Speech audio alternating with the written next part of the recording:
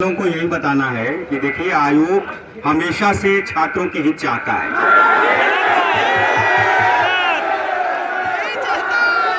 अभी जब हमने एक मिनट जब मैंने और पुलिस आयुक्त महोदय ने आपसे बात की थी, आपने मुझसे वादा किया था कि साहब कि आप उनको सचिव साहब को बुलाइए, एक बार नॉर्मलाइजेशन का प्रोसेस क्या कर रहे हैं वो हमको समझाइए, सुन लीजिए। तो आपने ये वादा किया था, तो उनसे बात तो करोगे।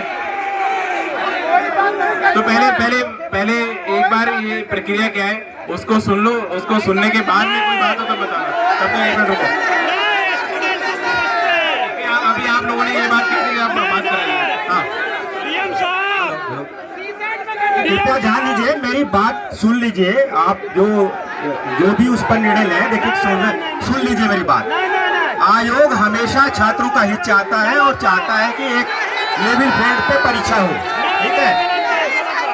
और आपने जब हमसे ये नहीं मांग किया था, तब भी छात्र हित में हम लोगों ने जो 13 गुना था उसको 15 गुना किया, क्वालिफाई, ठीक है।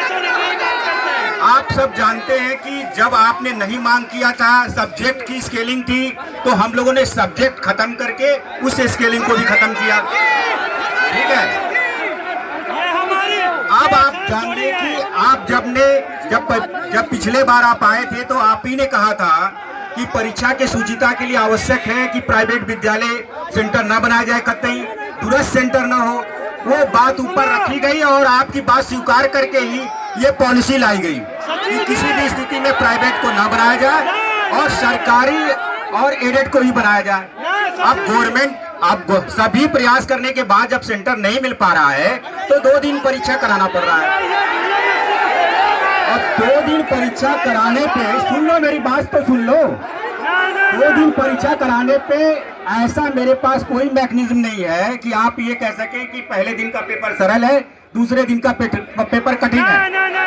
तो वहाँ पे नॉर्मलाइज करने के लिए जो मैथमेटिक्स का बेस्ट सिद्धांत है वो हमारे विशेषज्ञों ने इसको दिया है। और इसमें देखिए प्रक्रिया क्या है कि फर्स्ट डे जो पेपर होगा उसका हाईएस्ट और सेकेंड डे जो पेपर होगा उसका हाईएस्ट, उसके आधार पे परसेंटाइल सभी का निकाला जाएगा और इसके आधार पर मेरिट बनेगी और उससे 15 गुना लिया जाएगा। और इसमें देखिए, अगर आपका कोई सुझाव है कि ये नॉर्मलाइजेशन प्रक्रिया पे आप कोई सोच रखते हैं तो वो आयोग हमेशा उस पर तैयार है आपसे बात करने के लिए। आपको अपने विषय जो भी आप बोलेंगे फिर हम विशेषज्ञ समिति को रखेंगे, जो बेस से बेस हो सकता है वो लागू करने का प्रयास किया जाएगा। पूरा सिस्टम हमारा कंप्यूटर सिस्टम बेस है, ये भी नहीं कह सकता कि कोई पक्षपात हो रहा है और एक प्लेटफॉर्म पे है सब। धन्यवाद। तो जैसे सचिव साहब कह रहे हैं, अगर आपको नॉर्मलाइजेशन में अपने कोई सुझाव देने आप दीजिए। वो कह रहे हैं कि हम जिस विशेषज्ञ ने वो बनाया है वो उसको उनके सामने फिर रखेंगे, लेकिन आप अपने सुझाव दीजिए तो सही। पहले भी यही बात हुई कि आप में से 10 लोग या 20 लोग आके वो समझ लीजिए नॉर्मलाइजेशन कैसे है, वो फॉर्मूला समझ लीजिए। उसके बाद भी आपको कुछ कहना तो आप कहिए, उसको भी कंसिडर किया जाएगा। लेकिन अगर आप बात ही नहीं करना चाहेंगे, सोचेंगे सड़क पे बैठ के ऐसे ही करते रहो, उससे क्या हल है?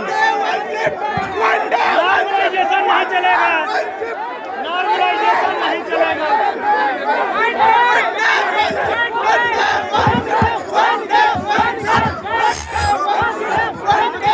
हमने आपको 2 महीने पहले सूचना दी है, हम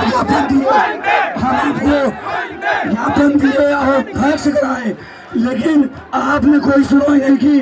2 महीने पहले हमने 4 बार आपको सूचना दी, आज यहाँ आके बैठना पड़ा। हमें सिर्फ एक चाहिए, मांग है 1 डे 1 शिफ्ट जो पहले थी, उसके अलावा कोई सुनवाई नहीं है। हम आप विश्वविद्यालय को सेंटर बनाइए, 75 जिले में कॉलेज बनाइए, 40 जिले क्यों बना रहे हैं? एक दिन में पेपर जो पूर्व व्यवस्था थी उसको बनाए रखिए, उसके अलावा कोई वार्ता नहीं करेंगे, हम आपसे कोई वार्ता नहीं करेंगे।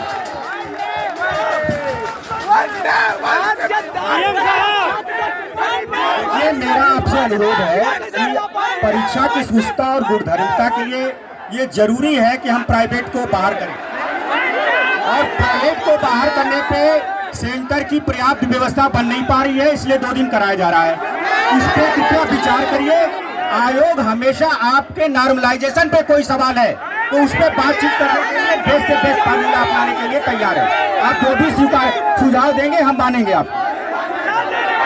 Thank you.